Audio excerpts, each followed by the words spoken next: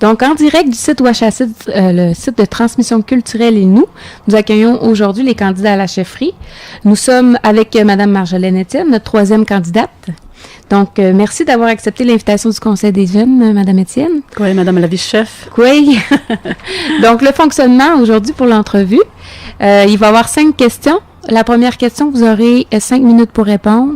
Les 4 autres questions, vous aurez 2 minutes pour répondre. Par la suite, on fait un bloc pour que les gens du public puissent vous poser des questions.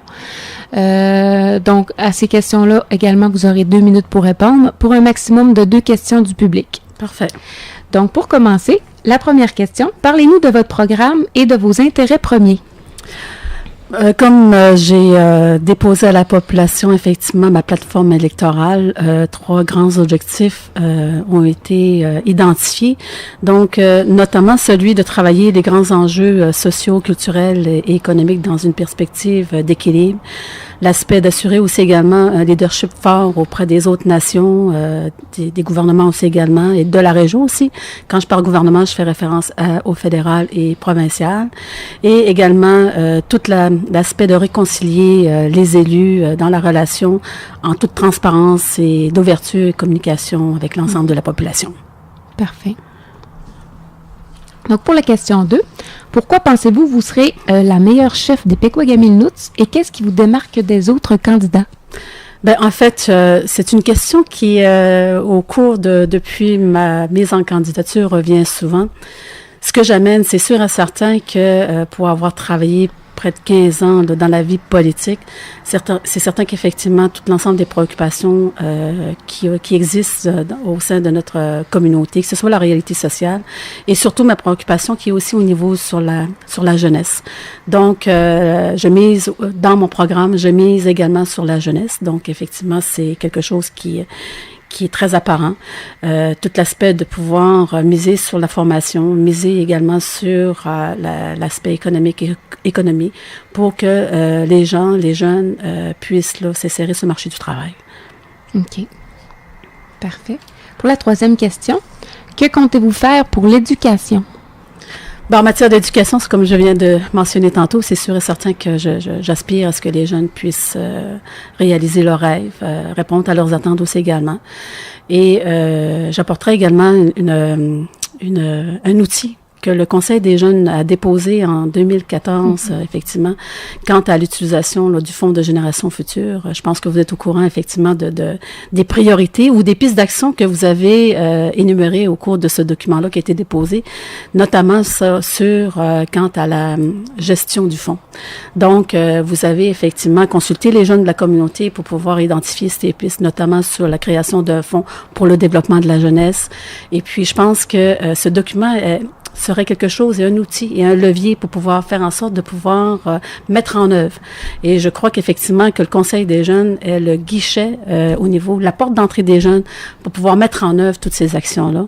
Et je crois qu'effectivement qu'en ayant un plan d'action clair qui va dégager de vos orientations, qui serait soumis, je crois qu'effectivement que je souhaiterais comme chef, une fois élu, de pouvoir les mettre en œuvre avec vos priorités. Ce ne serait pas mes idées, ça serait vos idées et je pense qu'avec la collaboration avec le Conseil des jeunes, ça permettrait effectivement de pouvoir aboutir à des résultats concrets, des choses que vous avez exprimées dans cet outil de développement-là. OK. Pour la 4e question, si un traité se signe pour un gouvernement autonome, comment serons-nous autonomes financièrement? Ben, en fait, je pense que au bout de la ligne, pour la question du traité, pour moi, je la vois effectivement une finalité. Le traité, c'est une chose.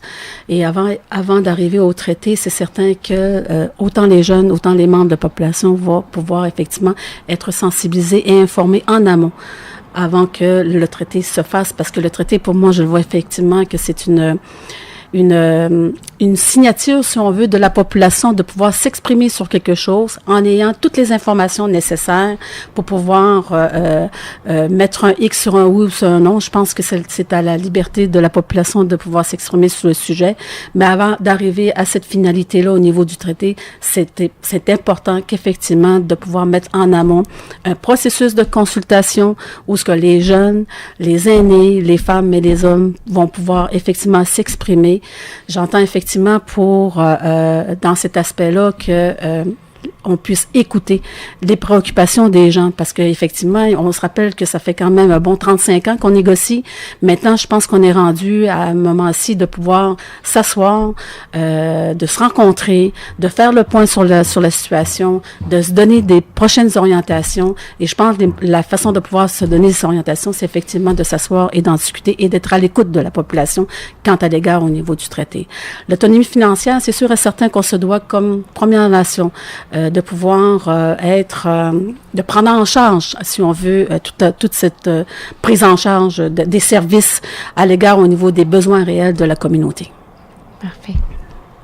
Donc, pour notre dernière question, avez-vous des projets pour les jeunes de la communauté? Ben, en fait, je pense que les projets des jeunes, comme je le disais tantôt, c'est des projets qui deviendraient de vous, les jeunes, qu'on soit à l'écoute de vous, de vos attentes, de vos rêves, de vos suggestions, en ayant effectivement un plan d'action qui sera clair, qui sera porté aussi également par le politique, parce qu'on se doit de travailler en concertation, en collaboration aussi également.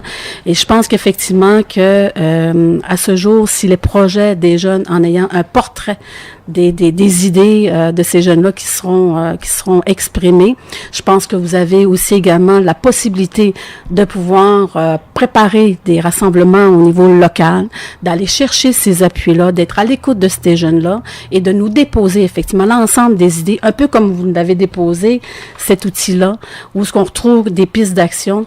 Mais si on va en chercher plusieurs et que vous identifiez des priorités, moi, je pense qu'effectivement, on sera en mesure de pouvoir les regarder, parce que je crois effectivement que on se doit, comme communauté, se réinventer, et c'est avec vous autres, les jeunes, qu'on se doit rentrer dans le monde du 21e siècle, avec vous autres, parce que je crois qu'effectivement que le lien entre nous et la jeunesse, avec le respect de nos traditions, on va être effectivement plus fort. Puis vos idées, c'est les vôtres, mais j'entends effectivement de les mettre en action, ça c'est certain. Bon, mais parfait. C'est ce qui clôt notre entrevue pour le moment. On va voir si on a des questions du public. Non, on n'a pas de questions du public. Donc, ça terminerait. Fait que je vous remercie encore d'avoir accepté l'invitation. On invite les gens à poser leurs questions directement à vous, aux candidats, via Facebook ou autres médiums, là, pour vos questions, pour si des gens ont des questions à vous poser. Donc, merci beaucoup encore une fois. Puis, on vous souhaite une bonne campagne électorale. Merci. Je pourrais rajouter juste une dernière chose. Je tiens à vous féliciter, effectivement, d'avoir initié cette belle initiative-là, parce que ça nous permet, comme candidat ou candidate, de pouvoir parler, pour pouvoir venir chercher, effectivement, ce qu'on vous dépose comme tribune. Mais je vous lance un défi. Je vous lance un défi que dans les prochaines années, de faire de façon annuelle, pour le prochain conseil, de pouvoir effectivement d'utiliser ce même Facebook-là pour pouvoir entendre les élus. Donc, je pense que c'est un engagement que je pense, ou quelque chose que je vous lance en défi pour pouvoir le réaliser. Merci. Merci. On va prendre en note. Merci, ça a bien été. C'est rien. En direct du site Ouachacite, le site de transmission culturelle et nous accueillons aujourd'hui les candidats à la chefferie. Nous sommes avec notre 4e candidat, M. Manuel Kakwa-Karnes. Donc, merci d'avoir accepté l'invitation du Conseil des jeunes. Merci. Dans le fond, le fonctionnement aujourd'hui, ça va être 5 questions. La première question qu'on pose, vous avez 5 minutes pour répondre. Et les 4 autres questions, on a 2 minutes pour répondre. Par la suite, au bloc 2, on laisse la place aux gens sur Facebook en direct de poser des questions. On a un maximum de 2 questions et on aura 2 minutes pour répondre également. D'accord. Donc, on le va tout de suite avec la première question. Parlez-nous de votre programme et de vos intérêts premiers. Ben, premièrement, la raison pourquoi je me suis présenté en politique cette année au poste de chef, c'est que nécessairement, au cours de ma vie, toutes mes expériences de vie que j'ai faites, donc je trouvais que j'avais cette relation-là de pouvoir rassembler, mais aussi en même temps être un certain leader involontairement dans toute ma carrière de ce que j'ai fait face à la nation autochtone. Et dans tout mon travail, dans tout ce que j'ai accompli, il y a toujours cette fierté-là de pouvoir donner une identité à nos valeurs culturelles. Puis nécessairement, il y a des gens, mais il y en a très peu dans différents domaines, surtout dans le contexte de l'art, dans le contexte de la cuisine, dans le contexte historique aussi en même temps. Donc cette relation-là, moi, je la trouvais super importante. Et aussi en même temps démontrer qu'on avait cette fierté-là aussi d'être à peu près à l'équivalence du voisin, c'est qu'on est capable d'étudier nous aussi, d'avoir des médecins, d'avoir des avocats, d'avoir des gens de n'importe quel métier, comme des cuisiniers, comme des mères et des femmes à la maison, qui eux ont aussi en même temps des besoins. Donc moi je me suis dit nécessairement je dois jouer un rôle aujourd'hui. J'ai 48 ans, je suis un papa de 2 garçons magnifiques, Thomas et Malik, qui ont 4 ans et demi puis 6 ans, et c'est des utilisateurs de la communauté. Ils participent vraiment dans le milieu familial. Moi je suis du monde de l'éducation aussi en même temps. Je termine mon bac en enseignement professionnel cette année là, avec l'Université du Québec à Chicoutimi. J'ai un parcours peut-être atypique pour bien des gens, mais nécessairement, je me suis toujours dit que je pouvais réussir. Et les gens sont pas obligés de faire comme moi, nécessairement pour la réussite, mais la réussite, c'est d'être capable de pouvoir, à chaque journée, faire quelque chose. Donc, moi, je trouvais qu'aujourd'hui, je pouvais inspirer la population, puis aussi en même temps les jeunes, de dire que tout est possible, peu importe les malheurs, peu importe la difficulté qu'on peut avoir. Donc, c'est ça qui m'a motivé vraiment à me présenter en politique. Et même des jeunes, des jeunes secondaires, parce que je travaille ici aussi à Machetawiyats comme enseignant suppléant, occasionnellement à Casino-Mamo. Tout comme je le fais au CFP à Jonquière, où j'ai rencontré des étudiants autochtones, et les gens me disaient, Manuel, on te verrait là, nous, aujourd'hui, là, et ça, pendant plusieurs années, ça m'a trotté dans la tête, et c'est ça. Donc, la composition de tout ça fait en sorte que je suis ici avec vous aujourd'hui, à titre de candidat là, au poste de chef là, des Pequawamilnots. Parfait. Donc, pour la deuxième question, pourquoi pensez-vous que vous serez le meilleur chef des Pequawamilnots et qu'est-ce qui vous démarque des autres candidats? C'est un très gros défi. Je regardais là, les statistiques là, des conseils de bande depuis 1907. Et depuis 1907, la famille Kakwa-Curtness a joué un rôle politique. Il y a eu 5 générations de chefs qui se sont présentés là, aussi comme conseillers. Et à travers toute l'évolution, je regardais toutes les familles qui se sont impliquées. Germain, Dominique, Launière, Paul, Curtness. J'en oublie là nécessairement. Là, mais tout ça pour dire que ces gens-là, Basilich, etc. Et ces gens-là se sont grandement impliqués à la communauté. Et je pense que la population aujourd'hui a le choix entre 4 candidats de qualité, mais aussi en même temps 14 conseillers qui sont disponibles aussi. Donc moi je pense que ça va former un tout. Ça reflète énormément la population actuelle, le besoin aussi en même temps de s'identifier à cette valeur culturelle-là. Et moi, je pense que comme leader, je vais être une personne qui va être très rapprochée de la population. Je changerai pas demain matin. Là. Manuel Curtness, que vous connaissez, là, c'est pas parce qu'on m'a vu à la télé que nécessairement je m'en fais plus qu'il faut. Là. Si on me voyait pas, c'est parce que je suis occupé. Mais si on se rencontre, je reste toujours la même personne. Et moi, mon plan de match est simple. C'est axé sur l'éducation, sur le développement des PME. Donc, je parle même d'instaurer le plus rapidement possible une épicerie ici à Machetawiyats, parce que la population, j'étais encore justement avec des gens aujourd'hui, comme je l'ai été il y a quelques jours, qui me parlaient de la problématique de devoir se rendre en ville, où il faut prendre un taxi. Si on n'a pas de voiture, ça coûte 50$ déjà tout de suite en partant, de moins sur ton épicerie. Quand tu n'en as pas énormément durant une semaine, dans un mois d'argent, nécessairement, tu vas faire ton calcul en tabarouette pour te dire, écoute, il faudrait que j'arriverai à quelque chose. Donc, moi, je pense que c'est un service public à la population. Une épicerie, c'est aussi un lieu de mobilisation où on va devoir avoir des caissières, des emballeurs, bref, tout le personnel. C'est déjà une 20-25 personnes peut-être probablement. Et moi, je trouve que ça, c'est super important. Et puis, d'autant plus, là, dans mon plan, là, quand vous allez voir, là, je l'ai envoyé par la poste, là, il y a aussi l'aspect de la santé alimentaire et physique. Oui, je suis un cuisinier, mais je suis aussi très passionné là, en lien avec l'histoire de pouvoir prendre le temps de se concentrer à améliorer nos conditions physiques et alimentaires. Et ça, tout le monde est diabétique ou presque. Là. Il n'y a pas de cachette. Là, 80% des Autochtones vont le devenir. Alors moi, je trouve que c'est super important de se dire demain matin qu'on fait une action pour changer le mode de vie. Parfait. Pour la troisième question, que comptez-vous faire pour l'éducation? L'éducation, c'est quelque chose de super important. Moi, vous savez, là, comme je parlais tout à l'heure, mes enfants sont au CPE. Ils sont aussi à l'école primaire. Donc, dans la pleine évolution, moi, j'enseigne au secondaire.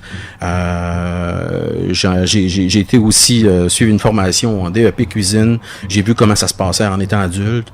Je suis aussi à l'université. Donc, j'ai un profil quand même assez large de tout ce qui se passe actuellement dans le contexte. Et nécessairement, la formation est une priorité. La formation, ça veut dire aussi en même temps la capacité de pouvoir revenir après notre formation. Vous savez, le plus dur vraiment aujourd'hui, là, c'est de se trouver un emploi dans la communauté de Machetaudiat quand on a une formation comme un bachelier ou encore un collégial, même un DEP. Parfois, peut pas peut-être te donner l'accès à ça. Mais il faut créer des lieux spécifiques. Exemple, je parle d'un hôtel-musée ici à Machetaudiat, à côté du site Ouachasset. Un outil de rétention pour que les touristes débarquent chez nous puis qu'on rallonge notre saison, si on peut dire, là, touristique.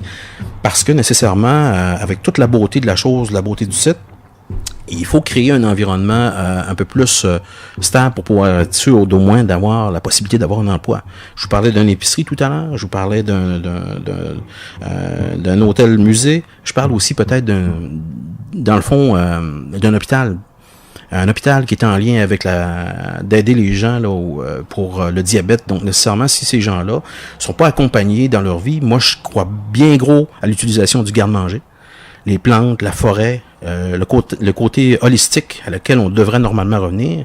Et je parle souvent avec Stanley Volant de ce beau rêve-là, puis Stanley me dit toujours, Manuel, va au fond de ton rêve. Si c'est de passer par le conseil de bande, si tu es élu, essaie de proposer à la population un concept semblable, et je pense que les gens vont embarquer là-dedans.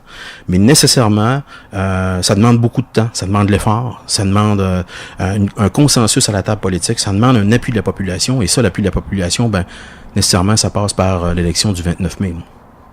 C'est un peu un plan de match large, grand, peut-être irréaliste pour certains, mais moi, je peux vous dire une chose, que tout est possible dans la vie. Parfait. Donc, si un traité, pour la 4e question, si un traité se signe pour un gouvernement autonome, comment serons-nous autonomes financièrement? Vois-tu, ça, c'est la grande question. J'ai entendu plein de chefs, là, les chefs qui sont là actuellement, les membres, les conseillers, comme les négociateurs. Ça fait 35 ans qu'on attend le résultat de cette histoire-là. Après 35 ans, on pourrait être aussi fâché du fait que pendant 35 ans, on n'a pas été encore respecté aussi bien qu'on voudra l'être. Maintenant, dans le respect, oublions pas une chose, c'est qu'une négociation, là, il y a toujours un gagnant. Et souvent, c'est pas nous autres qui sommes les gagnants. Mais par contre, on peut se poser la question, comment on peut moduler l'entente? Donc, le traité, il faut le recevoir. Et quand on va recevoir, nous, le bulletin scolaire, dans le fond, c'est un peu le principe éducationnel, là. Mais quand on va recevoir ce document-là, qui a été travaillé par nos avocats, par des avocats spécialistes aussi en même temps, qui ont vu l'évolution de tous les impacts de d'autres communautés qui ont réussi à avoir un traité. Moi, je pense qu'à partir de ce document-là, on va regarder ça avec le Conseil des élus. Et là, à ce moment-là, on va agir en bon responsable vers la population pour dire, regardez, voici qu'est-ce qu'on nous offre. Qu'est-ce que vous nous dites face à ça? Parce que c'est la population, à la fin, qui va choisir s'ils acceptent ou non. Un traité, ça veut pas dire nécessairement non plus qu'on met tout là-dedans puis c'est fini, là. Donc, il y a des ententes parallèles avec les gouvernements, avec les municipalités. Et là, on devra regarder la modulation, comment ça doit se faire. Maintenant, demain matin, ça veut pas dire qu'on a un sac d'argent puis qu'on brasse ça puis qu'on est gagnant à vie, là. Au contraire. Moi, je pense qu'il faut agir de façon responsable. La responsabilité du conseil aussi en même temps des élus, ça sera de pouvoir bien planifier les choses. Un traité, c'est une opportunité aussi de pouvoir développer une autonomie là graduelle, parce que nécessairement, oublions pas qu'on parle d'une dépendance depuis plusieurs années, et une autonomie pour moi ne veut pas dire une taxation, une imposition immédiate. Donc, on peut pas taxer ni imposer la pauvreté dans la communauté.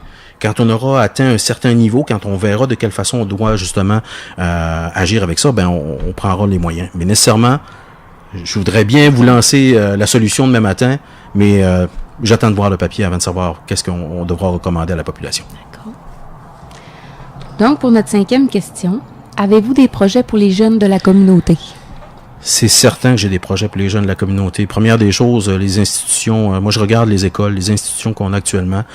Il faudra repenser à, du moins améliorer, ou sinon peut-être demander des agrandissements. Moi je pense qu'à titre de leader de la communauté, on voit la population. Il y a 35 jeunes cette année qui vont rentrer à l'école primaire.